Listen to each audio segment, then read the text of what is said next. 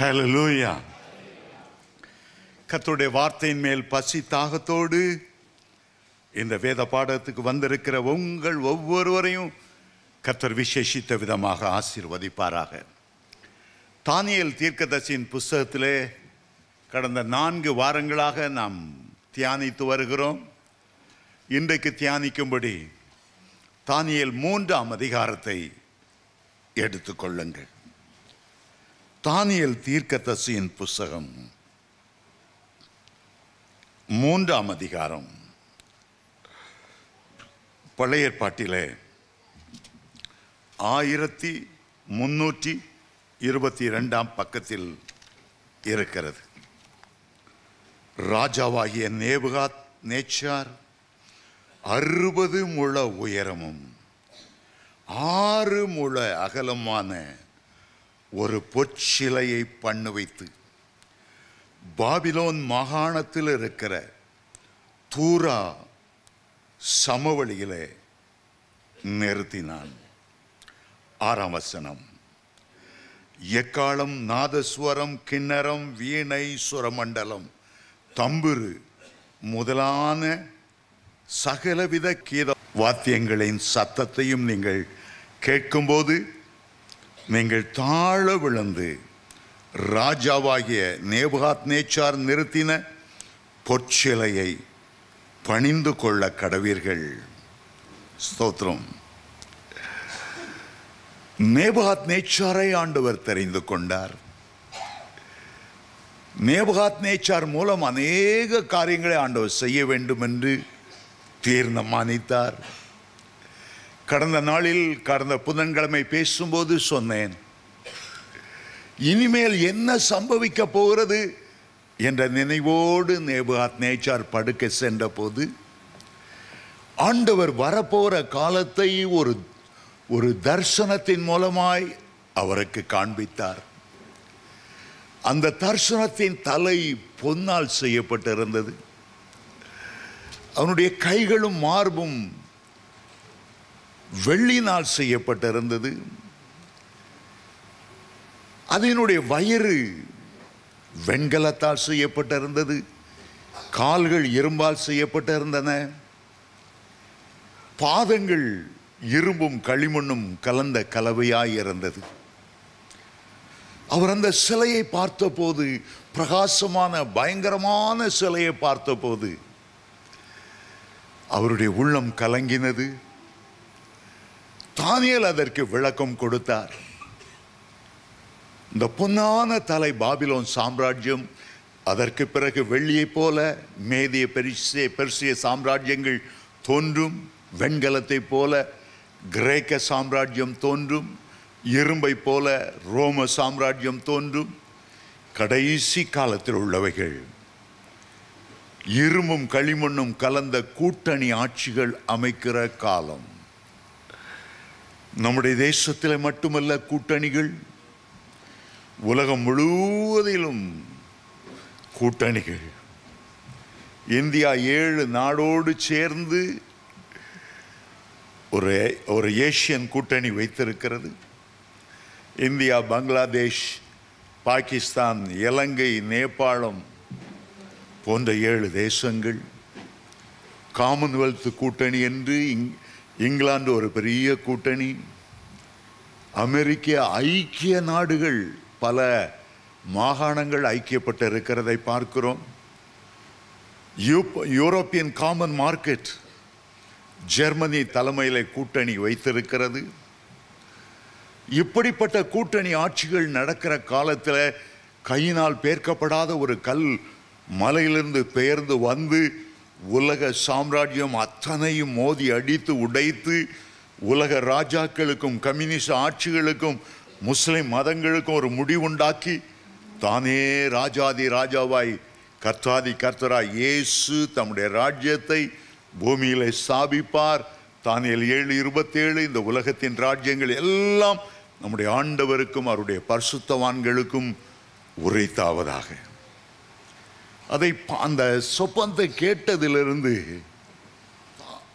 நேபுகாத் நேச்சாருக்கு ஒரு எண்ணம், என் தலை என்னுடைய அரசாங்கம் பொன்னால் செய்யப்பட்ட தலைக்கு ஒப்பானது. எனக்கு பிறகு மற்ற ராஜ்யங்கள் வரக்கூடாது. முழுக்க முழுக்க என்னுடைய ஆட்சி இருக்க வேண்டும். என்ன செய்தார்? தன்னையே ஒரு சிலையாக செய்தார். தலை மட்டுமல்ல, முழுவதும் பொன்னால் செய்யப்பட்ட ஒரு விக்கிரகத்தை செய்தார். தூரா என்று சொல்லப்பட்ட பெரிய சமவெளி, லட்சக்கணக்கான மக்கள் உட்காரக்கூடிய அந்த அந்த சமவெளியில் அந்த பொற்சிலையை நிறுத்தினார். பல தேசங்களிலே கொள்ளையடித்து கொண்டு வந்த பொன்னையெல்லாம் கொட்டி 60 முழம் உயரமாம். 60 முழம் என்ன? கிட்டத்தட்ட 90 அடி. 90 அடினா பாருங்க, ஒரு 6-7 மாடி உயரம். 60 முழ உயரம், 6 முழ அகலம். அதற்கு வாத்திய கருவிகள் வாசிப்பதற்கு 6ஆம் வசனத்தில் பார்த்தோம், 6 வித வாத்திய கருவிகள். 60 முழ உயரம், 6 முழ அகலம், 6 வாத்தியங்கள். இதெல்லாம் சாத்தானுடைய 666க்கு அடையாளமாக இருக்கிறது. தற்செயலா இந்த எண்ணெய் அவர் எடுத்துக்கொள்ள வரவில்லை. 6ஆம் நாளிலே மனுஷன் உருவாக்கப்பட்டான். அவனுக்கு இந்த பூமியில் 6000 ஆண்டுகளை ஆண்டவர் கொடுத்தார். அவனை மீட்பதற்காக 6 மணி நேரம் சிலுவையில் தொங்கினார். ஆனால் சாத்தான் மனுஷனை ஏமாற்றி அவனுடைய ஆளுகையை பெற்று 666 என்கிற எண்ணை அவன் சுதந்தரித்து கொண்டான். 666ல் 3 6 இருக்கிறது. ஒரு 6 அவன் வலு சர்ப்பம் என்று அழைக்கப்படுகிறது. அடுத்த 6 மிருகம் என்று சொல்லப்படுகிற அந்தி கிறிஸ்து அடையாளம். அடுத்த 6 அவன் கள்ள தீர்க்கதரிசி என்பதற்கு அடையாளம். இப்பொழுது நேபுகாத் நேச்சாருக்கு பின்னால் இருந்து அந்த அந்தி கிறிஸ்துனுடைய ஆவி அவனுடைய உள்ளத்தில் ஏவி ஒரு பொற்சிலையை செய்திருக்கிறான். 60 முழ உயரம், 6 முழ அகலம், 6 கீத வாத்தியங்கள். அந்த கீத வாத்தியங்கள்ல 2வது வாத்தியத்தை நீங்க பார்த்தா அதுக்கு நாகசுரம். எக்காலம் என்பது இஸ்ரவேலரின் ஒரு வாத்தியம். முதல்ல வெளியில ஒரு நல்லவனை போல சாத்தான் காட்டுகிறான். நான் கிறிஸ்தவங்களுடைய அந்த எக்காலத்தை தான் முதல்ல வைத்திருக்கிறேன். ஆனால் அடுத்த வாத்திய கருவிக்கு பெயர் நாகஸ்வரம். நாகஸ்வரம் என்பது நாகராஜாவாகிய ஆதிசேஷனுக்கு, உலகத்தை வஞ்சித்த வலு சர்ப்பத்துக்கு அடையாளம் நாகஸ்வரம். அந்த காலத்தில் பாம்பாட்டிகள் மகுடியை ஊதுவார்கள்.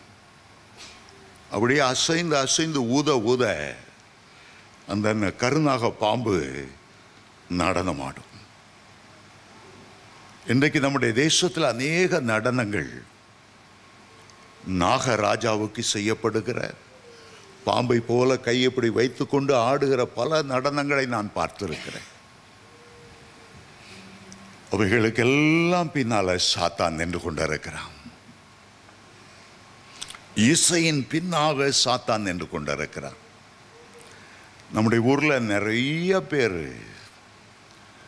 நாகர் கோவில், சாத்தானுக்குன்னு நாங்கள் கட்டியிருக்கிற கோவில் தான் நாகர்கோவில்ங்கிற ஊர். நாக கன்னி, நிறைய பேர்கள் அந்த நாகஸ்வரம், அந்த நாக பாம்பை பிரியப்படுத்துவதற்கு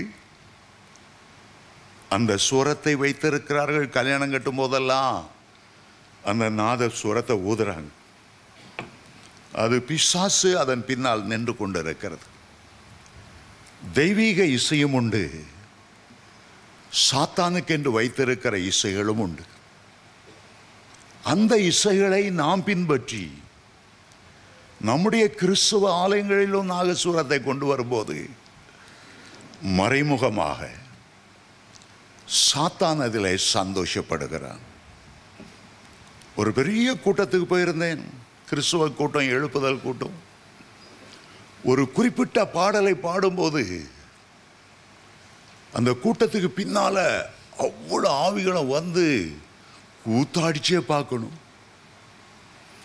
காரணம் என்னவென்றால் அந்த பாட்டு இந்து கோயிலில் உள்ள ஒரு பாட்டுக்கு, ராகத்துக்கு கிறிஸ்துவ ஒரு பாட்டை எழுதியிருக்கிறார்கள். அதனால தான் அந்த பாட்டை கேட்டால் சாசுகளுக்கு அவ்வளோ கொண்டாட்டம்.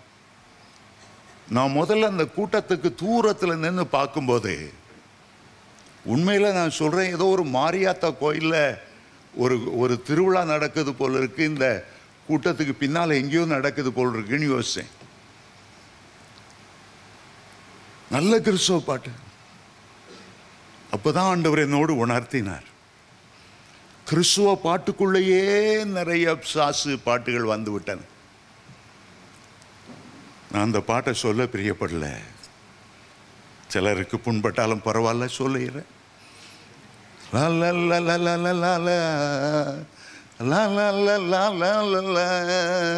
மரியாதா பூரியா அந்த வேப்பங்குழுத கட்டி பாடுற அந்த பாட்டு ராகம் சாத்தானுடைய பாட்டா இருக்கிறனால சாசுகளுக்கெல்லாம் ஒரே கொண்டாட்டம். நம்ம கிறிஸ்துவ உலகத்தில் எல்லாரும் பாடுற பாட்டு, எந்த கூட்டத்துக்கு நான் போனாலும் அந்த சில பாடுகள் இருக்கு, பாடாதுங்கன்னு சொல்லுவேன். இங்கிலாந்து தேசத்தில் கொஞ்ச நாளைக்கு முன்னால் பீட்டில்ஸ் என்று ஒரு பேய் வணக்கத்தார் பாடின ஒரு பாட்டு கிறிஸ்மஸ் ஆல்பத்தில் எல்லாம் இருக்கும். By the river of Babylon ஆடுவாங்க பாருங்க, கூத்து பேய்கள் எல்லாம் ஆடும். காரணம் கிறிஸ்துவ போர்வையில் இருக்கு, பின்னால சாத்தான் என்று கொண்டு இருக்கிறான். இன்றைக்கு நிறைய பிசாசு பாடல்கள், பாப்பு பாடல்கள், அந்தர்கள்லாம் பின்பற்றி ஒரு பரிசுத்தமான இசையை அவங்க கொச்சையாக்கி விட்டாங்க. சாத்தான் தான் அதில் மகிமைப்படுகிறான். நேபுகாத் நேச்சார் சிலையை போலவே அந்தி கிறிஸ்துவனுடைய ஆட்சியில் வெளிப்படுத்தல் 13:15-18 வாசிக்கும் போது அந்தி கிறிஸ்துவுக்கு ஒரு பெரிய சிலை, அதை வணங்காதவங்க கொலை செய்யப்படணும். அதுக்கு முன்னால சகல ஜனங்களும் அதை விழுந்து பணியணும். ஒவ்வொரு சிலைக்கு பின்னாலும் பிசாசு நின்று கொண்டிருக்கிறான். ஆகவேதான் ஆண்டவர் சொன்னார் யாத்ராமம் 20:4, எந்த சொருபத்தையும் உண்டாக்காத, எந்த விக்கிரத்தையும் உண்டாக்காத. சிலர் சொல்லுவாங்க, விக்கிரங்க தான் நம்ம கொண்டாடக்கூடாது, சொருபம் வைத்திருந்தா தான் நமக்கு கான்சென்ட்ரேட் பண்ணி அந்த சொருபத்தை நோக்கி நம்ம வழிபட முடியும். ஆனால் யாத்ராமம் 20:4 வாசி பாருங்க, எந்த சொருபத்தை ஆகிய நீ உண்டாக்காத, நீ அதை நமஸ்கரிக்காத, நான் எரிச்சல் உள்ள தேவனா இருக்கிறேன். அப்படி யாராவது செய்தா 3ஆம் 4ஆம் தலைமுறைக்கு நான் நியாயம் விசாரிக்கிறவரா இருக்கிறேன். இல்லைங்க, நான் புனிதர் சிலையை தான் வீட்டில் வச்சிருக்கேங்க, நான் வீட்டில் மாதா சிலையை தான் வச்சிருக்கிறேன். அந்த அம்மா பரலோகத்தில் போய் சந்தோஷமா இருக்கிறாங்க. இந்த சிலையில் அவங்க இருக்க போறதில்லை.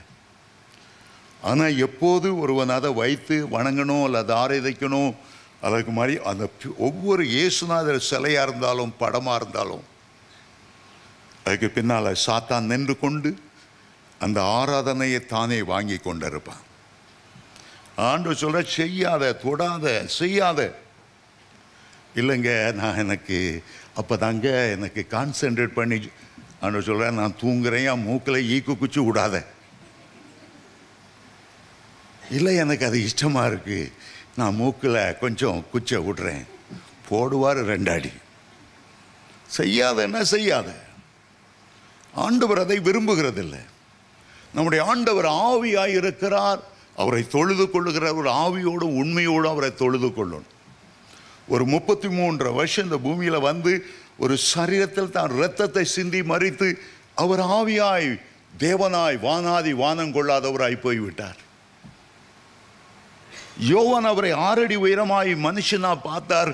உண்மை தோற்றத்தை பத்மோ தீவிலே அவருடைய முகம் பிரகாசிக்கிற சூரியனை போல இருந்தது. அவருடைய கண்கள் அக்கினி ஜுவாலையாய் இருந்தது. அவருடைய வாயில இருபுறமும் கருக்குள்ள பட்டயமாய் இருந்தது. அவர் அப்படியே வர்ணிக்கிறார். அவருடைய பாதங்கள் உலைக்களத்தில் காய்ந்த வெண்கலம் போல இருந்தது. அவ்வளவு மகிமையின் ராஜா. 7 நட்சத்திரங்களை கைகளை ஏந்தி உலாவினவர். ஒவ்வொரு நட்சத்திரமும் எத்தனை கோடி மடங்கு உலகத்தை விட பெரியது. அவருக்கு போய் இங்கே உள்ளவங்களெல்லாம் ஒரு படம் வரைஞ்சிக்கிட்டு, இங்கே உள்ளவங்கெல்லாம் அவருக்கு தாடியெல்லாம் நல்லா அழகாக ஷேப் பண்ணி ஒதுக்குன மாதிரி ஒதுக்கி, சில இயேசுவானார் படத்தை பார்த்தா கிழமை மாதிரி இருக்கு. சில இஷ்டத்துக்கு வரைந்து கொண்டு அதுகளை ஆராதிக்கும் போது ஆண்டவர் பிரியப்படுவதில்லை. யோவான் அவ்வளவு நெருங்கின சிஷ்யனா இருந்தாலும் இயேசு யார் என்று அறிந்த போது செத்தவனை போல அவருடைய பாதத்தில் விழுந்தார். அப்போஸ்தலனாகிய பவுல் சொல்லுகிறார், கிறிஸ்துவை மாம்சத்தின்படி நாங்கள் அறிந்திருந்தாலும் இனி ஒருபோதும் மாம்சத்தின்படி அறியோம். நம்முடைய ஆண்டவர் ஒருவர் தான் ஆராதனைக்கு பாத்திரர், துதிக்கு பாத்திரர், ஸ்தோத்திரத்துக்கு பாத்திரர். அவர்தான் ராஜாதி ராஜா. அவர்தான் உலகங்களை உண்டாக்கினவர். வானம் அவருக்கு சிங்காசனம், பூமி அது அவருக்கு பாதபடி.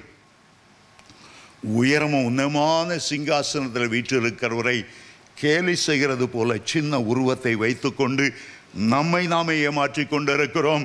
கர்த்தருடைய வருகையில் அவர் மகிமையின் ராஜாவாக, பிதாவின் மகிமை பொருந்தினவராய் மகிமையான தூதர்களோடு வரும்போது 6 அடி உயரமாகவே இயேசுவை பார்த்தவர், குழந்தை இயேசுவாகவே மரியாளின் மடியிலே பால் குடித்து கொண்டு செயல்பட திராணியற்றவராய் இவர்கள் எண்ணிக்கொண்டிருக்கிற இயேசுவாக அல்ல. அந்த நேரம் யோவான் செத்தவனை போல விழுந்தது போல இவங்க விழுந்து செத்தே போயிடுவாங்கன்னு நினைக்கிறேன். கர்த்தரை பெரியவராய் பாருங்கள், மகிமையின் ராஜாவாய் பாருங்கள். சின்ன சிலைக்குள்ளோ படத்துக்குள்ளோ அவரை அடக்கி வைக்க முடியாது. இன்றைக்கும் ஒவ்வொரு ஆராதனைக்கு பின்னால, விக்கிர ஆராதனைக்கு பின்னால சாத்தான் நின்று கொண்டிருக்கிறான். அவனுக்குன்னு சில இசைக்கருவிகளை வச்சிருக்கிறான். மைக்கேல் ஜாக்சன் ஒரு பாடகன், அவன் பாடும்போது பிசாசினுடைய அனாயிண்டிங் வரும். நம்ம நினைத்து கொண்டு இருக்கிறோம் ஆவியானவர் தான் அந்த அனாயிண்டிங் தருகிறார். அதே போல சாத்தானுக்குன்னு ஒரு நெகட்டிவ் அனாயிண்டிங் இருக்கிறது.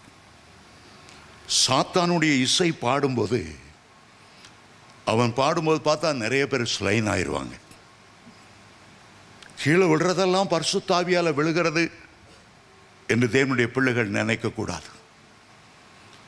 அந்த ஆவி கிரியை செய்து வரும்போது நிறைய பேர் பைத்தியங்களாய் மாறுவார்கள், கொலைகாரர்களாய் மாறுகிறார்கள். அந்த இசை அவ்வளவு கேடுபாடு உள்ள இசை. இன்றைக்கு கிறிஸ்துவ பாடல்களும் கூட அவனுடைய இசையை பின்பற்றி பெரிய கூட்டத்தை சேர்க்க விரும்புகிறோம். ஆட்டம் பாட்டம் கொண்டாட்டம் இருந்தால்தான் வாலிபர்களை பிடிக்க முடியும் என்று எண்ணி சாத்தானுடைய வலையிலே போய் சிக்கிக் கொள்ளுகிறார்கள். நம்முடைய ஆண்டவர் ஆராதனைக்கு பாத்திரர்.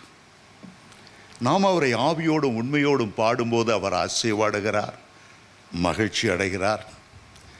நான் ஆவியோடும் பாடுவேன், கர்த்தரோடும் பாடுவேன் என்று அப்போஸ்தலனாகிய பவுல் சொன்னார். தாவீது ஒரு சங்கீதக்காரன். 1 சாமுவேல் 23 முதலாம் வசனத்தில் இஸ்ரவேலின் பாடல்களை இன்பமாய் பாடின தாவீது, இரட்சணிய பாடல்களை என்னை சூழ்ந்து கொள்ளும்படி செய்யும் விடுதலையின் பாடல்கள். ஆண்டவராய் இயேசு பிறக்கும்போது தேவ தூதர்களின் பாடல்கள், சகரியாவின் பாடல்கள், எலிசபெத்தின் பாடல்கள், சிமியோனின் பாடல்கள், மரியாளின் கீதம், நிறைய தேவதூதர்கள் எல்லாம் உன்னதத்தில் இருக்கிற தேவனுக்கு மகிமையும் பூமியிலே சமாதானமும் மனுஷர் மேல் பிரியமுண்ட பாடினார்கள். ஆனால் அதே நேரத்தில் ஒரு பக்கம் அது தேவனுடைய ஈவாய் இருந்த போதிலும், ஒரு பக்கத்தில் அது தெய்வீக பிரசன்னத்தை கொண்டு வருகிறதா இருந்தாலும், சாத்தானுடைய இசையை குறித்து தேவனுடைய பிள்ளைகளை எச்சரிக்கையார்கள். கிறிஸ்துவ உலகத்திலெல்லாம் ஒரு 20-30 வருஷத்துக்கு முன்னால பரிசுத்த அலங்காரத்துடனே கர்த்தரை தொழுது கொள்ளுங்கள், அந்த பயபக்தி எல்லாம் போய்விட்டது. கிறிஸ்துவ உலகத்தில் கூத்தாட்டங்கள் கொஞ்சம் கொஞ்சமாய் நுழைந்து விட்டது.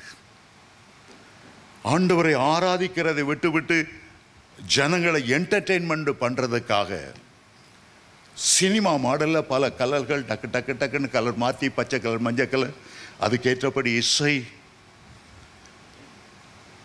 கொச்சையாய் போய்விட்டது. சாத்தான் ஒரு காலத்தில் ஆராதனை வீரனாய் இருந்தான். அவன் அதிகாலை மகன் என்று அழைக்கப்பட்டவன்.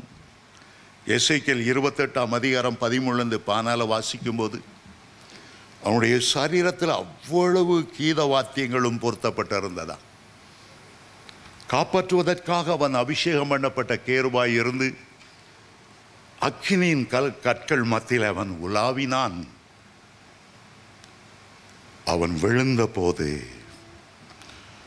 விழுந்த போது அந்த இசையும் கொச்சையாக்கப்பட்டது. அவனை ஆராதிக்க அவனுக்குன்னு சில கூட்டங்கள் அந்த கோயில்களில் கொடைகள் நேரத்தில் சாசுகள் செத்தவர்களை நரகத்துக்கு அழைக்கும் போது ஒரு மேளதாளத்தோடு அழைத்துட்டு போறதெல்லாம் நம்ம பார்க்கிறோம். அவனுக்குன்னு ஒரு இசை வைத்திருக்கிறாங்க. கிறிஸ்துவ அங்கே போய் அவன் இசையை கடன் வாங்கி ஆராதனைக்கு பயன்படுத்தக்கூடாது. எந்த இசை கர்த்தருடைய இசை தேவ பிரசன்னத்தை கொண்டு வருகிறது, எந்த இசை சாத்தானுடைய இசை நாம் அறிந்து கொள்ளணும்.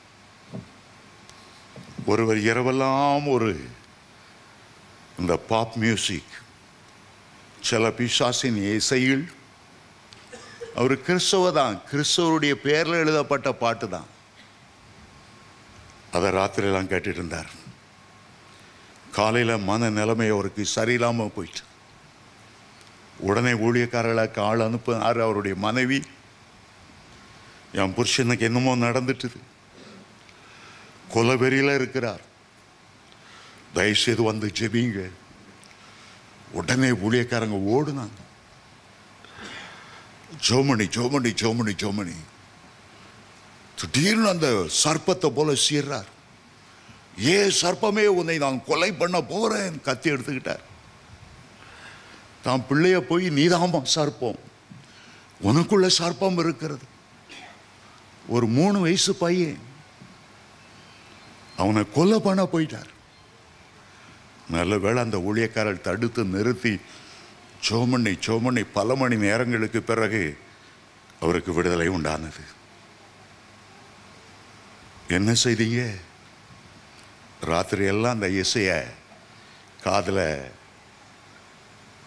இயர்ஃபோனை மாட்டி கேட்டுட்டு இருந்தேன். பயங்கரமான ஒரு நிலைமை. இலங்கையில் ஒரு வாலிபன் இப்படித்தான் ஒரு குறிப்பிட்ட பாடனுக்கு அடிமையாகி அந்த இசையில் என்ன செய்யறோன்னு தெரியல, துப்பாக்கி எடுத்து தான் தகப்பனை தாயும் கொன்னுட்டான். அப்படிப்பட்ட ஒரு சாத்தானிய ஆளுகை அவனுக்குள்ள கொண்டு வந்துட்டு அந்த இசை தடுக்க போன வேலைக்காரனை ஷூட் பண்ணி மொத்தம் 3 பேரை கொன்னு அவன் இன்னைக்கு ஜெயிலில் கிடக்கிறான். அவனை சந்திக்க போன ஊழியக்காரர்களை பார்த்தோன்னு சொன்னான், ஜனங்களை எச்சரிங்க, எங்கள் அப்பா எவ்வளோ அருமையானவர், என்னுடைய தாய் எவ்வளவோ தியாகம் செய்து என்னை வளர்த்தாங்க, நான் எங்கள் அப்பா அம்மாவை அவ்வளோ நேசிப்பேன், எப்படித்தான் இந்த காரியத்தை நான் செய்தேன்னு இன்னைக்கு வரைக்கும் எனக்கு தெரியல. அழுது அழுது அழுது வேதனைப்பட்டு என்ன பிரயோஜனம்? செத்த தகப்பன் தாய் மீண்டும் வருவாங்களா? இன்னொருவனும் இப்படித்தான் இசைக்கு அடிமையாக இருந்தா. அந்த இசை நிகழ்ச்சியை பார்த்த உடனே தான் ஏதாவது பெரிய காரியம் செய்யணும், ஒரு அசாதாரணமான காரியம் செய்யணும். கண்ணாடியில் பார்க்குறான், அவன் முகம், அவன் சொல்றான், ஏய் என்ன ஏண்டா முறைக்கிறா, கண்ணை குத்திடுவேன். வீட்டிலேருந்து ஒரு பல்பை கலட்டினான், அந்த கண்ணாடியை போய் குத்துன்னு குத்திட்டு இருக்கா. உனக்கு ஒன்றும் நடக்கலன்னு பார்க்குறியா, இப்போ பார். அதே பல்பு எடுத்து தான் கண்ணை குத்திக்கிட்டான். கண்ணுக்குள்ளேருந்து அவ்வளவு ரத்தம். ஒரு பயங்கரமான காலம், ஒரு பயங்கரமான காலம். வாலிப பிள்ளைகளை எச்சரிக்க வேண்டியது காலம். இந்த பாபிலோனிய ஆவிகள் எல்லாம் எங்கிருந்து வருகிறது? நேபுகாத் நேச்சார் சிலையை உண்டாக்க சொன்னது மட்டுமல்ல, அந்த சாத்தானிய இசையையும் தன்னுடைய ஜனங்களுக்குள்ளே புகுத்தி சாத்தானிய வழிபாட்டை கொண்டு வர அவன் முயற்சித்தான். 147ஆம் சங்கீதத்தில் சங்கீதக்காரன் சொல்லுகிறான், கர்த்தரை துதியுடன் பாடி கொண்டாடுங்கள், நம்முடைய தேவனை சுர மண்டலத்தாலே கீர்த்தனம் பண்ணுங்கள். யோசபாத் தன்னுடைய யுத்தத்துக்காக ஆண்டவரால் சொல்லப்பட்டபடி பரிசுத்தரை துதிக்கிற பாடல்களை முன் நிறுத்தி அவன் செய்தான். அப்போது அவனுடைய விரோதிகள் அவனுக்கு விரோதமாய் வெட்டுண்டு விழுந்தார்கள். பரிசுத்த ஆராதனையின் அதனுடைய மதிப்பே தனி.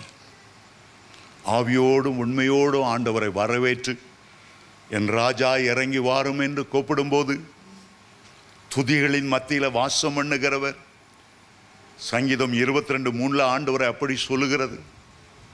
பரலோக துதியில வாசம் பண்ணுகிறவர்கள் தேவனுடைய பிள்ளைகளுடைய துதியை கேட்டு அவர் இறங்கி வருவார். அவர் வரும்போதே அங்கே அற்புதங்களும் அடையாளங்களும் நடந்துவிடும். இங்கே ஆராதிக்க சொன்ன போது பலரும் அந்த கிட்டத்தட்ட 99.9 அவ்வளவு பேரும் பணிந்து வணங்கிட்டாங்க. தரைகுப்பர விழுந்து வணங்கினார்கள். சாத்தானுடைய எண்ணம் ஏக்கமெல்லாம் ஆராதனைக்குரியவரை தோழக்கூடாது, தன்னை ஆராதிக்க வேண்டும். அதனால தான் இன்றைக்கு பாருங்க, சில ஆவிகள் நம்ம தமிழக அரசியல்வாதிகளை பிடிச்சி அவன் நிறுத்தின ஒரு பெரிய 60 அடி முழ உயரம் போல இன்னைக்கு அரசியல்வாதிகள் கட் அவுட் வைத்து கொண்டே இருக்கிறாங்க. பொதுவாக இந்த அரசியல்வாதிகள், இந்த அசுத்த ஆவிகள் தலைவர்களை பிடிச்சு அவர்கள் மூலமாய் தேசத்தை ஆளணும்னு தான் விரும்புகிறது. பெர்சியா தேசத்து அந்த ஆவி தானியேலுக்கு வர வேண்டிய ஜெபத்தை தடுத்து நிறுத்தினதான். தமிழ்நாட்டில் உள்ள அரசியல்வாதிகளை பெரிய பெரிய கட்டு வைக்கிறதும், பெரிய பெரிய போஸ்டர், எங்கே பார்த்தாலும் அவங்களுக்கு புகழ் பாடக்கூடியவங்க. காரணம் என்னவென்றால் அவைகளுக்கு பின்னால் அந்த ஆவிகள் இருக்கிறது. வேசித்தன ஆவிகள் இருக்கிறது, விபச்சார ஆவிகள் இருக்கிறது. பார்ப்பதற்கு நல்லவர்கள் போல அவர்கள் காட்சி அளித்தாலும் ஒரு பெருமையின் ஆவிகள். தங்களை பெரியவர்களாக காட்டணும். எந்த அரசியல்வாதியை எடுத்துக்கிட்டாலும் ஒரு பேர் புகழுக்காக நேபுகாத் நேச்சார் நிறுத்தின சிலையை போல தங்களை பெரியவர்களாய் காட்டணுங்கிற ஒரு ஆசை. அதனால தான் இன்றைக்கு அந்த பெரியவங்க வந்தாங்கன்னா எல்லாரும் காலை விடுறாங்க. சில பிஷப்மார்கள் கேவலம் சில அரசியல் ஆதாயத்துக்காக தொப்படீர்னு விழுறாங்க. நீ விழுந்தா தான் உனக்கு ப்ரொமோஷன், உனக்கு டிரான்ஸ்ஃபர் இல்லாமல் இருக்கும். காலை விழுந்துரு. என்னையா இது, எல்லாரையும் காலை விழ சொல்றீங்க? நான் அரசியலில் வர்றதுக்கு எத்தனை 1000 பேர் காலை விழுந்து இன்னைக்கு நான் வந்திருக்கேன். ஏன் காலை விழக்கூடாதா? ரொம்ப பரிதாபம். ஒரு பிஷப் அப்படியே விழுறாரு. அவர் பெரிய சிலுவை போட்டிருக்காரு. அந்த சிலுவை தான் முதல்ல விழுது. அது பேர் தான் அவர் விழுறார். கேவலமான ஒரு நிலைமையில தேசம் போய்கொண்டிருக்கிறது. ஆனால் 3 பேர் வணங்கல. ஷாத்ராக் மேஷக் ஆபேத்நேகோ,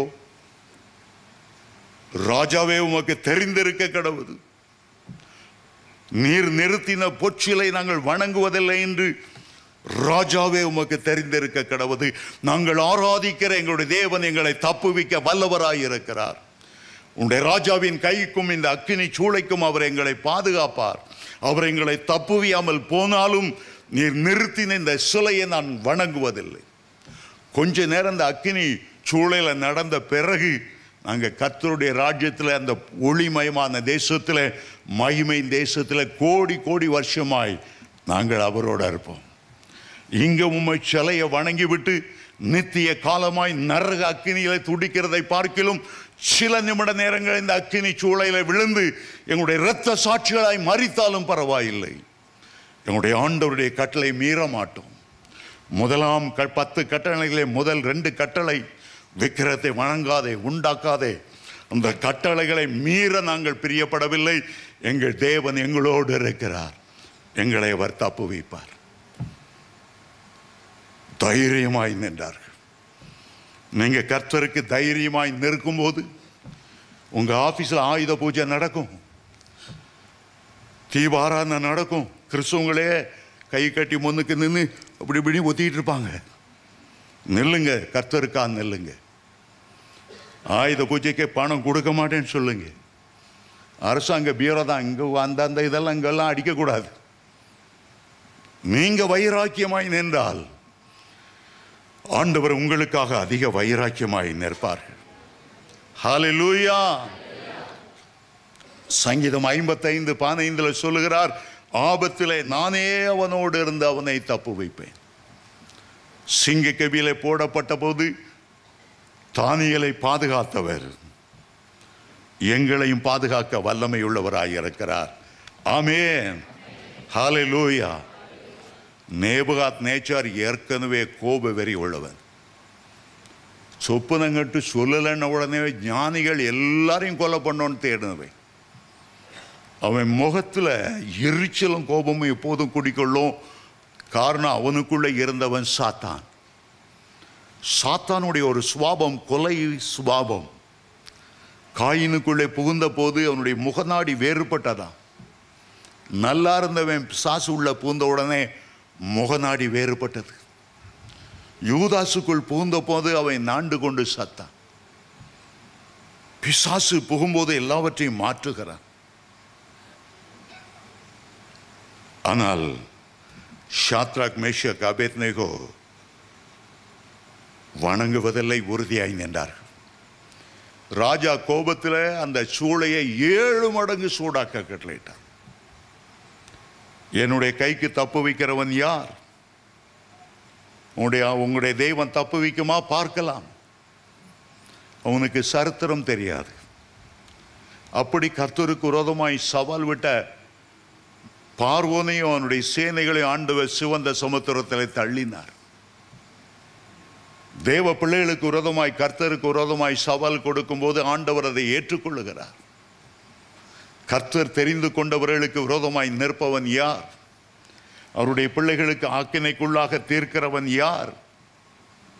கர்த்தர் அவருடைய பட்சத்தில் நிற்கிறவர். 7 மடங்கு அக்கினி சூளை சூடாக்கப்பட்டது. அந்த பாபிலோன் தேசத்தில் பெரிய பலசாலிகள் இந்த 3 வாலிபர்களை கட்டுகிறார்கள் கயிறுகளினாலே, அசைய முடியாதபடி. ஆண்டவர் கட்டுகளை உடைக்கிறவர், கட்டுகளை எரிக்கிறவர் என்று அவர்களுக்கு தெரியவில்லை. அக்கினி சூளைக்குள்ளே கொண்டு போவதற்கு முழு பாபிலோன்ல மகா பராக்கிரமசாலி பலசாலிகள் அவர்கள் தான் தூக்கி கொண்டு போனார்கள். வேதம் சொல்லுகிறது, அந்த அக்கினி பாய்ந்து வந்து அந்த பலசாலிகளை கொன்று போட்டது. இவர்கள் அந்த அக்கினி சூளையில போடும்போது வேறொரு அக்கினியை உணர்ந்தார்கள். 2 வகை அக்கினி இருக்கிறது. பூமிக்குரிய அக்கினி இருக்கிறது, பரலோக அக்கினி ஆகிய அக்கினி அபிஷேகம் இருக்கிறது. அந்த மேலான அபிஷேகம் வரும்போது உலக அக்கினி செயலற்று போகும். ஆனால் இந்த உலக அக்கினிக்கு செய்ய வேண்டிய ஒரு கடமை ஆண்டவர் சொல்லியிருந்தார். என் பிள்ளைகள் போடும்போது அக்கினியே நீ ஒன்று செய், அவங்க கட்டு எங்க இருக்குதோ அதை மாத்திரம் நீ எரிச்சிடணும். இந்த அக்கினிக்கும் எங்கேயோ ஒரு மூளை இருக்குதுன்னு நான் நினைக்கிறேன். அவங்கள வஸ்திரத்தை அது சேதப்படுத்தலையா, அவங்களுடைய தலைமயிர் கருகலையா, ஆனா அந்த கட்டை மாத்திரம் கரெக்டா எரிச்சுதான். கல்மழையே அவரை துதியுங்கள், அக்னியே அவரை துதியுங்கள்னு தாவீது நன்னா சொல்லி துதிக்கும் போது அவருடைய சொல் கேட்டு செய்கிற தேவதூதர்கள் மட்டும் இல்லை, அக்னியும் கூட நம்முடைய ஆண்டவருடைய சிருஷ்டிப்பு. நம்முடைய ஆண்டவரே அக்னியாக இருக்கிறார். அவருடைய கண்கள் பட்சிக்கிற அக்னி போல இருந்தது என்று வெளிப்படுத்தல் 1:14, வெளிப்படுத்தல் 2:16, வெளிப்படுத்தல் 18 நிறைய இடங்களில் வாசிக்கிறோம். அவர் எசேக்கியேல் கண்டபோது அவருடைய மேலெல்லாம் அக்கினி சோசவாய் இருந்தது. அக்கினி மயமான சிங்காசனத்தில் வீற்றிருந்தார். அந்த அக்கினி சக்கரங்கள் எல்லாம் அக்கினியா இருந்தது. அவருக்கு முன்னால் ஒரு அக்கினி நதி ஓடினது என்று தானியேல் 7:9 சொல்லுகிறது. அக்கினி மயமானவர் அவர். எலியா சொன்னார், அக்கினியால் உத்தரவருளுகிற தேவன் தான் தேவன். அவர் அந்த பரலோக அக்கினியோடு அந்த சூழலை இறங்கின போது இந்த அக்கினி செயல்படவில்லை. தலைமயிர் கூட கருகவில்லை என்று வேதம் சொல்லுகிறது. கர்த்தர் நம்முடைய தலையில் உள்ள மயிர்களை எல்லாம் எண்ணெய் வைத்திருக்கிறார். அவருடைய சித்தப்படி இல்லாமல் ஒரு மயிராவது கீழே விழுவதில்லை, அக்கினியால் சேதப்படுவதில்லை. எவ்வளவு அருமையான கர்த்தர் நமக்கு இருக்கிறார். சிம்சோன் மேல் தேவனுடைய ஆவியானவர் பலமாய் இறங்கின போது அவனை கட்டியிருந்த கட்டுகள் யாவும் அக்கினிப்பட்ட நூல் போல எரிந்து சாம்பலாய் போனது. 3 விசை அவரை கட்டினார்கள், சிம்சோனை கட்டினார்கள். 3 விசையும் கர்த்தருடைய ஆவியானவர் பலமாய் இறங்கும் போது, உங்களுடைய குடும்பத்தில் உள்ள என்ன கட்டுகள் இருந்தாலும் கர்த்தருடைய ஆவியானவர் இறங்கும் போது அவைகள் எல்லாம் அறுபட்டு போகும். ஆகையால் தான் நம்முடைய சபையில 1 மணி நேரம் ஆண்டவரை ஆராதிக்கிறோம். ஆவியானவர் இறங்கி வரணும், அக்கினி மயமானவர் இறங்கி வரணும். அது என்ன மரண கட்டு இருந்தாலும், என்ன செய்வின கட்டு இருந்தாலும், 1000 மந்திரவாதிகள், மலையாள மந்திரவாதிகள், முஸ்லிம் மந்திரவாதிகள் செய்த எல்லா கட்டுகளும் உடைக்க வல்லமை உள்ளவர் நம்முடைய ஆண்டவர். அந்த கட்டுகள் எல்லாம் அறிந்து போயின. திடீரென்று நேபுகாத்நேச்சார் பார்க்கிறார். 3 பேர் அல்லவா அக்கினி நம்ம கட்டி உள்ள போட்டோம், தெரியாம 4வது யாரையோ அது கட்டிட்டாங்களோ? இல்ல, 4 பேரை கட்டினாலும் கூட அவங்க பரிசுத்தாவியால நிரம்பி இருக்கலன்னா அவங்கள அந்த அக்கினி சுட்டெரித்து போட்டிருக்கோம். இப்போ உலாவுகிற ஆள் 4வது ஆள் யார்? அவருடைய சாயல் தேவகுமாரனுக்கு ஒப்பான ஒரு மகிமையான சாயலாய் இருக்கிறது. கட்டுண்டவர்களாய் போட்டோம், விடுதலை உள்ளவர்களா இருக்கிறாங்க. அக்கினி சூளையில் அவங்க உலாவுறாங்க. சில புத்தகங்கள்ல, பழைய காலத்து புத்தகங்கள்ல அந்த 4 பேருடைய பாடல்கள் அக்கினி சூளையில என்ன பாட்டு பாடினாங்களா ஆண்டவரை துதித்து? The song of the Hebrew young men. தள்ளுபடி ஆகமத்தில் அந்த பாடல் இருக்கிறது. நான் வாசிச்சதில்லை, அதை பற்றி நான் கேள்விப்பட்டு இருக்கிறேன். அவங்க உலாவுகிறார்கள். நேபுகாத்நேச்சாருக்கு பெரிய ஆச்சரியம். இந்த 4வது ஆள் யார்? இன்றைக்கு நாம் அதை குறித்து ஒரு 5 குறிப்புகளை நாம் வேகமாய் பார்க்க போகிறோம். முதலாவது, அந்த 4வது ஆள் வாக்குத்தத்தம் செய்தவர். வாக்குத்தத்தம் செய்தவர். என்ன வாக்குத்தத்தம் செய்தார்? ஏசாயா 43:2 சொல்லுகிறது, நீ தண்ணீர்களை கடக்கும் போது நான் உன்னோடு இருப்பேன், ஆறுகளை கடக்கும் போது அது உன்மேல் புரளுவதில்லை, அக்கினியிலே நடக்கும் போது வேகாதிருப்பாய், அக்கினி ஜுவாலை உன் பேரில் பற்றாது. அந்த தேவன் வாக்குத்தத்தத்தில் உண்மையுள்ள தேவன். நான் உன்னை விட்டு விலகுவதில்லை, உன்னை கைவிடுவதில்லை என்று யோசுவா 1:5 சொன்னவர், விலகாதவர், கைவிடாதவர், அக்கினி சூளையிலே உலாவுகிறவர். மத்தேயு 28:18 உலகத்தின் முடிவு பரியந்தம் சகல நாட்களிலும் நான் உங்களோடு இருப்பேன். அந்த வாக்கு தத்தம் பண்ணினவர். எபிரேயர் 10:35 சொல்லுகிறது, அவர் உண்மையுள்ளவராயிருக்கிறார். பல வேளைகள் அவருடைய பிள்ளைகள், அவருடைய ஊழியக்காரர்கள் ஒருவேளை உண்மை இல்லாமல் இருந்தாலும் கர்த்தரோ உண்மை உள்ளவராயிருக்கிறார். 2 தீமோத்தேயு 2:13 அப்படி சொல்லுகிறது, பொய்யுரைக்க அவர் ஒரு மனிதன் அல்ல, மனமாற அவர் ஒரு மனு புத்திரனும் அல்ல என்று என்னாகமம் 23:19 இருக்கிறது. ஏசாயா 54:10 சொல்லுகிறது, பயப்படாதே, நான் உன்னுடனே கூட இருக்கிறேன், திகையாதே, நான் உன் தேவன். ஏசாயா 54:10 சொல்லுகிறார், மலைகள் விலகினாலும் பர்வதங்கள் நிலை பெயர்ந்தாலும் என் கிருபை உன்னை விட்டு விலகாது, என்னுடைய சமாதானத்தின் உடன்படிக்கை நிலை பெயராமலும் இருக்கும். அவர் சொன்னதை செய்கிறவர். அவருடைய பெயர் தேவகுமாரன், அவருடைய பெயர் இயேசு, அவருடைய பெயர் மேசியா, அவருடைய பெயர் கிறிஸ்து, அவருடைய பெயர் இம்மானுவேல். தேவன் நம்மோடு கூட இருக்கிறார், அக்கினி சூளையிலும் நம்மோடு இருக்கிறவர்.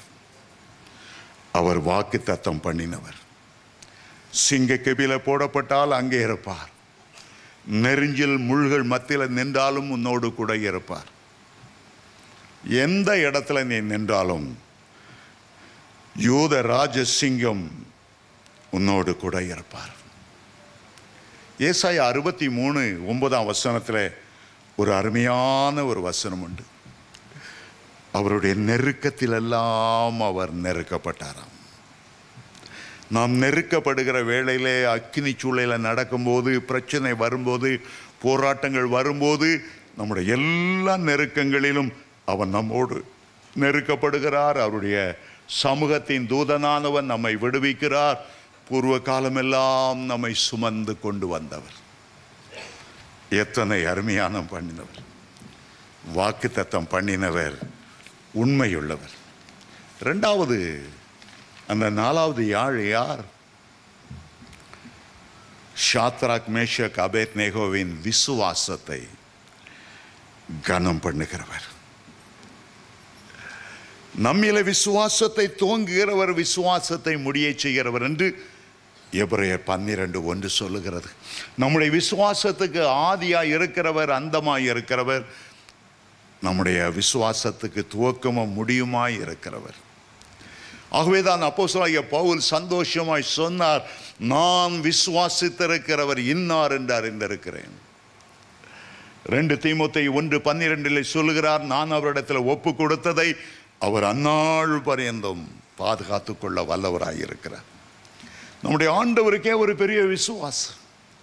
இந்த உலகத்தை எப்படி அவர் சிருஷ்டித்தாரா?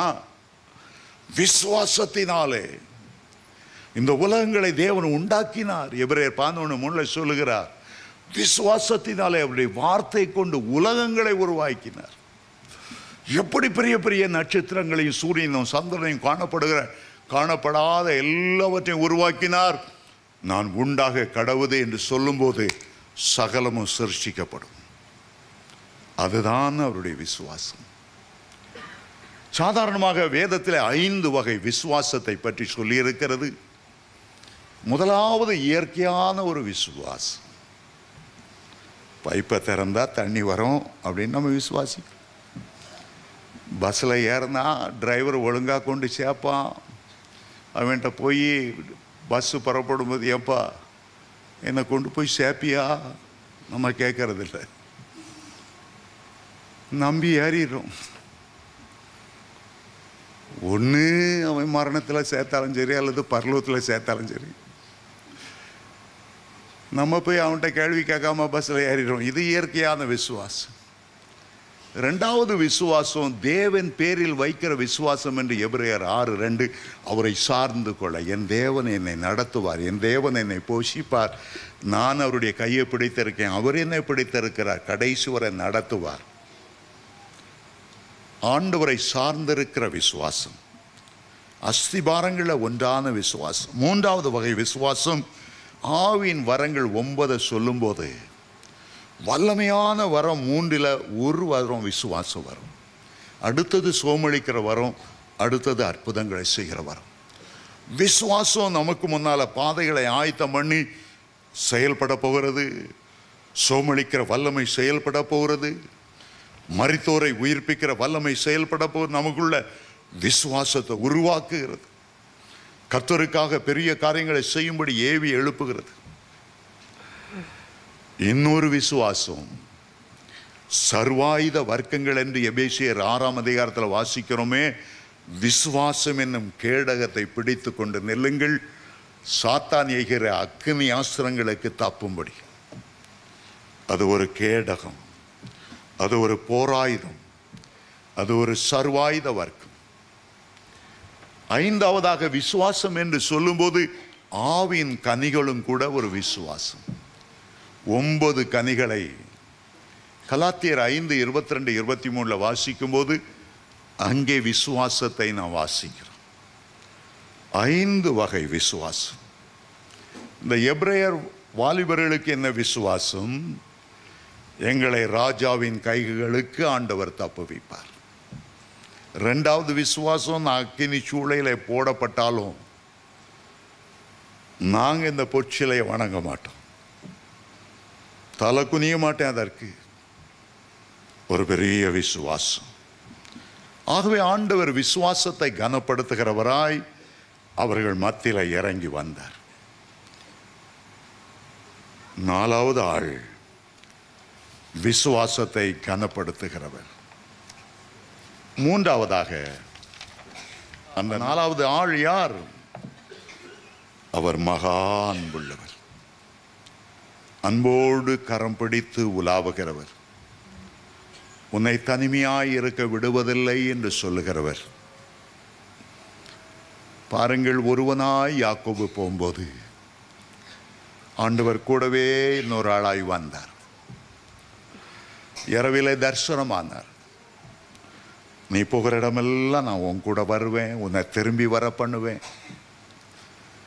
அந்த ஏணிக்கு மேலாய் நின்று அன்போடு யாக்கோபோடு பேசினார்.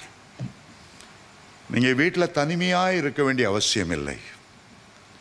இயேசு சொன்னார், நான் எப்போதும் என் பிதாவுக்கு பிரியமானவைகளையே செய்கிறபடியால் அவர் என்னை தனியாக இருக்க விடுவதில்லை. நீங்கள் 2 பேராக இருக்கிறீங்கன்னா அவர் 3வது ஆளாக இருப்பார். 2 பேராய் எம்மாவு சீஷர்கள் போனார்கள், 3வது ஆளாக ஆண்டவர் வந்தார். 3 பேராக இருக்கிற அந்த ஆட்களோடு 4வது ஆளாய் அந்த அக்கினி சூழலை உலாவினார். 12 சீஷர்கள் இருந்தார்கள், 13வது இயேசு ஆண்டவர்களோடு இருந்தார். இஸ்ரவேல் ஜனங்கள் 20 லட்சமாக இருந்தாங்க.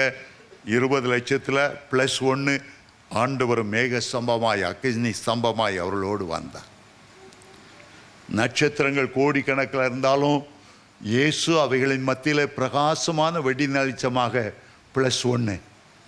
ஆபிரகாம் பார்க்கிறார், திரளான நட்சத்திரம், உன் சந்ததி. ஆமாம், இது என்ன பிரகாசமான நட்சத்திரம்? உன் சந்ததியோடு நானும் இருப்பேன், உன் சந்ததியெல்லாம் மகிமையில கூட்டி சேர்ப்பேன். ஆண்டவர் மகா அன்புள்ளவர். ஒரு சீன தேசத்தில் ஒரு போதகர் 40 வருஷம் சித்திரவதை செய்யப்பட்டாராம். கடைசி 7 வருஷம் அவரை ரொம்ப வேதனைப்படுத்தும்படி சிறைச்சாலையில் உள்ள அவ்வளவு பேருடைய லெட்ரினும் வந்து விழுகிற குழிக்குள்ள அவரை போட்டிருந்தாங்க. கழுத்தளவு எல்லாம் டாய்லெட் அருவறுப்புகள், அசுத்தங்கள், மூத்திரம், மலம் எல்லாம் இருக்கு. ஆனால் அவர் சிரிச்ச மாமா தலை மட்டும்தான் வெளியே தெரியுது. ஆண்டவரை துதிச்சு பாடிட்டே இருப்பாராம். நினையாத நாளிகளை ஆண்டவர் வந்து பரலோகத்துக்கு கூட்டு போவார். இங்கே சரீரம் தான் நின்றுட்டு இருக்கும். எப்போவாதான் இந்த சரீரத்தில் கொண்டு வரார், மீதி நேரெல்லாம் கர்த்தரோடு உலாவி கொண்டு இருந்தாராம். 40 வருஷம் கழித்து அவரை விடுதலை ஆக்கும்போது சொன்னார், என்னை விடுதலை ஆக்காதுங்க. இந்த 40 வருஷமும் ஆண்டவரோடு நான் ஹனிமூன், புதுமண தம்பதிகள் 7 நாள் 8 நாள் ஹனிமூன் அனுபவிப்பாங்க. நான் 40 வருஷம் வெளியில் இல்லாத ஒரு பெரிய மகிழ்ச்சி. இந்த சித்திரவதை நேரத்தில் ஆண்டவர் நினையாத நாளிகளை வருவார்ன்ட்டு வருகை பற்றி தான் எல்லாரும் பேசுவாங்க. ஆனால் இந்த டஞ்சனில் நினையாத நாளில் ஆண்டவர் தூக்குவார், மார்போடு அணைப்பார், கொஞ்சி கொண்டே இருப்பார் நாட்கணக்காக. நினையாத நாளில் அந்த அக்கினி சூளையில் ஆண்டவர் இறங்கினார். அவங்க கூட எதிர்பார்த்திருக்க மாட்டாங்க. அந்த 4வது ஆள் மகா அன்புள்ளவர், தாய் தேற்றுவது போல தேற்றுகிறவர், அவருடைய பெயரே தேற்றரவாளன், தகப்பன் பிள்ளைக்கு இறங்கிறது போல இறங்குகிறவர், ஒரு சிநேகிதனோடு முகமுகமாய் பேசுகிறது போல பேசுகிறவர், ஆற்றி தேற்றி அரவணைத்து நம்முடைய கண்ணீரை துடைத்து அதை ஆனந்த களிப்பாய் மாற்றுகிறவர், மகா அன்புள்ளவர். 4வதாக அந்த 4வது ஆள் யார்? அக்கினி மயமானவர், அக்கினியால் அபிஷேகம் பண்ணுகிறவர். எபிரேயர் 1:7, சங்கீதம் 104:4 சொல்லுகிறது, நம்முடைய ஊழியக்காரரை அக்கினி ஜுவாலையாய் மாற்றுகிறவர், பாவம் நெருங்காத ஒரு அக்கினியாய் மாற்றுகிறவர், சோதனை மேற்கொள்ளாத ஒரு அக்கினி ஜுவாலையாய் உன்னை மாற்றுகிறவர்.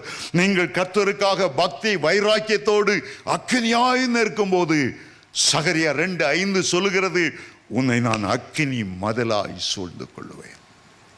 இஸ்ரவேல் ஜனங்களை அக்கினி ஸ்தம்பமாய் சூழ்ந்து 40 வருடங்கள் அந்த அக்கினி ஸ்தம்பங்கள் இஸ்ரவேலரை விட்டு விலகவே இல்லை.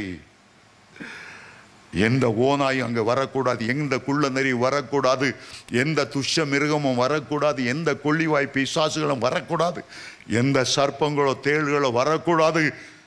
அக்கினி தூணாய் நின்றவர், அவர் அக்கினி மயமானவர். அவருடைய வாயிலிருந்து இருபுறமும் கருக்குள்ள பட்டயம் புறப்பட்டது. வெளிப்படுத்தல் 1:16 வாசிக்கிறோம். அவர் நாவு பட்சிக்கிற அக்னியை போல இருக்கும் என்று ஏசாயா 30:27 வாசிக்கிறோம். அவர் அக்னி மயமானவர். கடைசியாக அவர் யார்? அவர் புறக்கணிக்கப்பட்டவர்.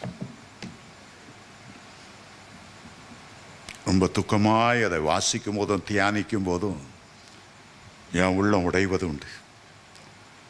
நேபுகாத் நேச்சர் அந்த சூளையை பார்க்குறான். 4 பேர் உலாவுறாங்க. 4வது ஆள் தேவகுமாரனுக்கு ஒப்பானவர். 4 பேர் உலாவுறாங்க. ஆனால் நேபுகாத் நேச்சர் 3 பேரை தான் கூப்பிட்டார். ஷாத்ராக் மேஷாக் ஆபேத்நேகோ என்பவர்களே வெளியே வாங்க. அந்த 4வது ஆள் அங்கே நிற்கட்டும், அவர் வர வேண்டாம், அவர் வர வேண்டாம். 3 பேரை தான் அவன் கூப்பிட்டான். இந்த ஷாத்ராக் மேஷாக் ஆபேத்நேகோ வெளியே வரும்போதாவது, ஆண்டவரே நீர் எங்களோடு வரும், நீர் இந்த பாபிலோன் தேசத்தை ஆளுகை செய்யும், நீர் எங்களோடு வரணும். அவங்களும் கூப்பிடல.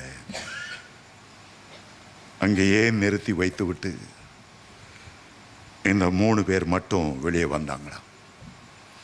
சிலர் ஆண்டவர் எப்போதுமே வெளியே நிறுத்தி வச்சுக்கிறாங்க. லவோதிக்கா சபை பெரிய சர்ச், ஆண்டவரை வெளியே நிறுத்திட்டாங்க. உள்ள ஆராதனை நடக்கு, சாட்சி நடக்கு, பிரசங்கம் நடக்கு, இயேசுவானவர் உள்ள வர முடியல. இயேசுவில்லாத ஆராதனைகள். அவர் வாசற்படியில் நின்று தட்டிட்டே இருக்கிறார். அட்லீஸ்ட் இந்த சர்ச்சில் ஒரு ஆளாவது எனக்கு உள்ளத்தை திறக்க மாட்டானா?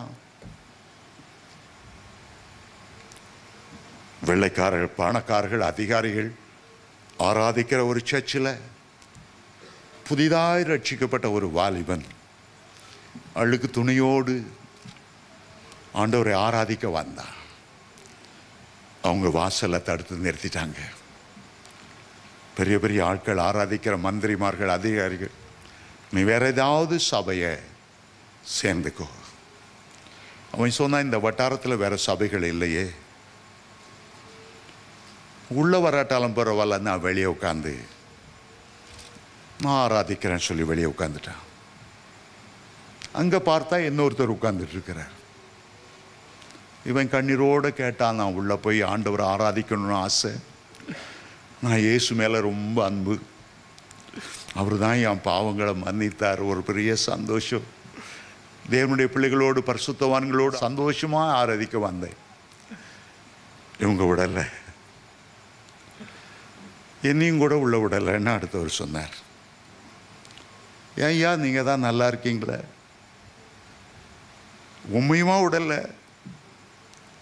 அவர் கண்ணீரோடு சொன்னார், நீ ஆராதிக்க விரும்புகிற இயேசு நான் தான், எனக்கே உள்ள இடம் இல்லை, உனக்கு எங்கே உள்ள இடம் இருக்க போகுது, நம்ம ரெண்டோரும் வெளியே இருந்துக்கிட்டே ஆராதிப்போம். சூலமுத்தி ஆண்டவரை வெளியே நிறுத்தி வைத்திருந்தாளாம். உன்னத பாட்டு 5:2-3 வாசிக்கும் போது, கதவை தட்டுகிற என் சத்தத்தை கேட்டேன், என் பிரியமே என் ரூபவதியே கதவை திற, என் தலையெல்லாம் இரவில பனிகிற பனியால் நிரம்பி இருக்கிறது. சொன்னா, நான் இப்போ தான் வஸ்திரத்தை கழட்டி போட்டு நைட்டி ட்ரெஸ் உடுத்துட்டு இருக்கேன், இப்போ என்னால் கதவை திறக்க முடியாது. தேவ பிள்ளைகளை ராத்திரி ஆண்டவர் எழுப்பி கொஞ்சம் ஜோமுன்னு, நம்ம சில பிரச்சனைகள் இருக்குது, தேசம் இப்படி போகுது, ஏன்னா ஆண்டவரை நான் இப்போ தான் படுத்திருக்கேன், வேற காலை எழுப்பி பார்த்துக்கலாம், கதவை திறக்கிறது இல்லை. அவர் புறக்கணிக்கப்பட்டவராய் இருந்தார். ஏசாயா 53:3 சொல்லுகிறது, அவர் அசட்டை பண்ணப்பட்டவரும் மனுஷரால் புறக்கணிக்கப்பட்டவரும் துக்கம் நிறைந்தவரும் பாடு அனுபவித்தவருமாய் இருந்தார். அவரை விட்டு நம்முடைய முகங்களை மறைத்து கொண்டோம். அவர் அசட்டை பண்ணப்பட்டிருந்தார், சிலுவையில் அசட்டை பண்ணப்பட்டிருந்தார், காரி துப்பப்பட்டிருந்தார். அவரை தலையில குட்டி, உன்னை குட்டினவர்கள் யார், ஞான தரிசினால் அறிந்து சொல்லு. கைகளை கடாவினார்கள், காலவுகளை எல்லாவற்றையும் வாய் திறவாத ஆடுகளைப் போல அவர் அதை கேட்டுக்கொண்டே இருந்தார். யோவான் 1:11 சொல்லுகிறது, அவர் தம்முடைய சொந்தமானதிலே வந்தார், அவருடைய சொந்தமானவர்களோ அவரை ஏற்றுக்கொள்ளவில்லை. பிலாத்து கேட்டான், யாரை சிலுவையில் அறைய வேண்டும்? பரபாசையா இயேசுவையா? பரபாச விடுதலை செய்யும், பரபாச விடுதலை, கொலைக்காரனை, கொள்ளக்காரனை, திருடனை விடுதலை செய்யும். இயேசு என்ன செய்வது? அவரை அகற்றும், அவரை சிலுவையில் அறையும். யூத கோத்திரத்தில் வந்தார், இஸ்ரவேல் ஜனங்களில் ஒருவராக வந்தார், அவர்களுக்கு மேசியாவாய் வந்தார். ஆனால் அவர்களோ அவரை புறக்கணித்து விட்டார்கள். போதகர் பால் யாங்கிச்சோடைய 2வது மகன் சில நண்பர்களோடு ஹோட்டலில் சாப்பிட போனான். அதில் ஃபுட் பாய்சன் இருந்தது, சாப்பாடு கெட்டு போன இறைச்சி, அவ்வளோ பேருக்கும் பேதி வாந்தி, 11 பேர் மரித்தார்கள், இவனும் மரித்து விட்டான். பாலையாங்கி சோக்கு ஆள் அனுப்பினார்கள், ஓடி ஓடி வந்தார். 19 வயது உள்ள மகன், கல்லூரியில் படித்து அப்பதான் சேர்ந்திருக்கிறான். இருதயம் உடைந்தது. 4 மணி நேரம் ஜெபம் பண்ணார். 4 மணி நேரம் தான் பாவத்தை எல்லாம் அறிக்கையிட்டு ஜெபம் பண்ணார். ஆண்டவருடைய வாக்கு தத்தத்தை எல்லாம் சொல்லி ஜெபம் பண்ணார். 4 மணி நேரம் ஜெபம் பண்ண பிறகு ஒரு பெரிய விசுவாசம் வந்தது. இயேசுவின் நாமத்தில் உயிரோடு எழும்பும்படி கட்டளை எடுக்கிறேன். அவன் உயிரோடு இழந்தான். அவன் பரலோகத்தில் இருக்கும்போது அவங்க அப்பா ஜெபம் பண்றதெல்லாம் மேலே கேட்டுட்டு இருக்கிறான். கதறி கதறி ஜெபம் பண்ண பரலோகம் அதிருகிறது. இயேசுவானவர் வந்தார், உங்க அப்பா ஜெபம் பண்றதை பார்த்தியா? உன்னை கொண்டு விடலைன்னா அவன் விடமாட்டான். ஆனால் அவருடைய மகன் சொல்லுகிறான், நான் பூமிக்கு வரல, பரலோகம் கோடி கோடி மடங்கு அழகா அருமையா மகிமையா இருக்கிறது. அவரை கூட்டி கொண்டு வந்து இயேசு அவனை விட்டார். இயேசு அவனும் தான் இறங்கி வந்தார்கள். இவன் பாடியில் அசைவு ஏற்பட்ட உடனே பாலியாங்கி சோக்கு மகிழ்ச்சி தாங்க முடியல.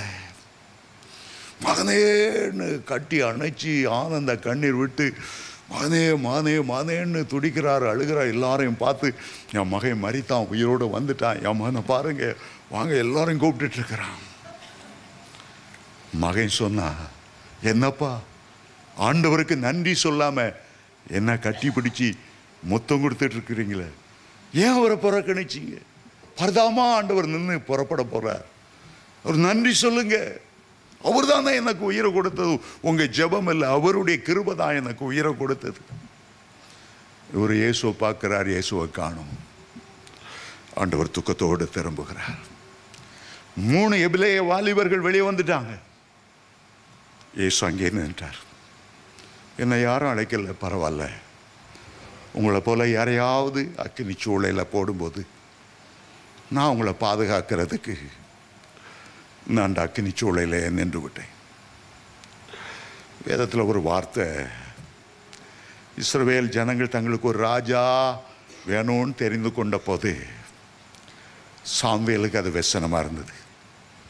கர்த்ததான ராஜாவை நம்ம ஆளணும், இல்லை எங்களுக்கு ராஜா வேணும் ராஜா வேணும். சாமுவேல் தீர்க்கதரிசி அழுதாரா. ஆண்டவர் சொன்னார், மானே நீ அழாத, அவங்க உன்னை புறக்கணிக்கல. நான் ராஜாவா அவங்களை ஆளுகை செய்ய முடியாதபடி, ஆண்டவராய் இருந்து அவங்களை வழி நடத்த முடியாதபடி என்ன தான் புறக்கணித்தார்கள். அவர் அசட்டை பண்ணப்பட்டவரும் புறக்கணிக்கப்பட்டவரும் துக்கம் நிறைந்தவரும் பாட அனுபவித்தவருமாய் இருந்தார். அவரை விட்டு நம்முடைய முகங்களை மறைத்தோம். அவரை அசட்டை பண்ணப்பட்டு இருந்தார்.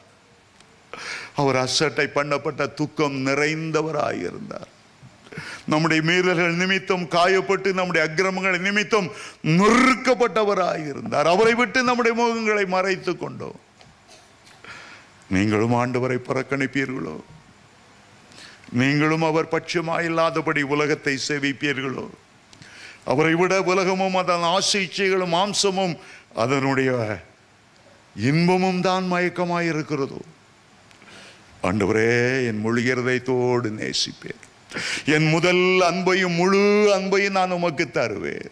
நீர் கடைசி வரை சீஷர்களை நேசித்தது போல என்னை நீ நேசிப்பீர், நான் உம்மை நேசிப்பேன். ஆண்டவரே, பல வருடங்கள் உம்மை துக்கப்படுத்தி விட்டேன், அசட்டை பண்ணிவிட்டேன், புறக்கணித்து விட்டேன். இனி நான் உமக்காக வாழ்வேன். எழுந்து நிற்போமா?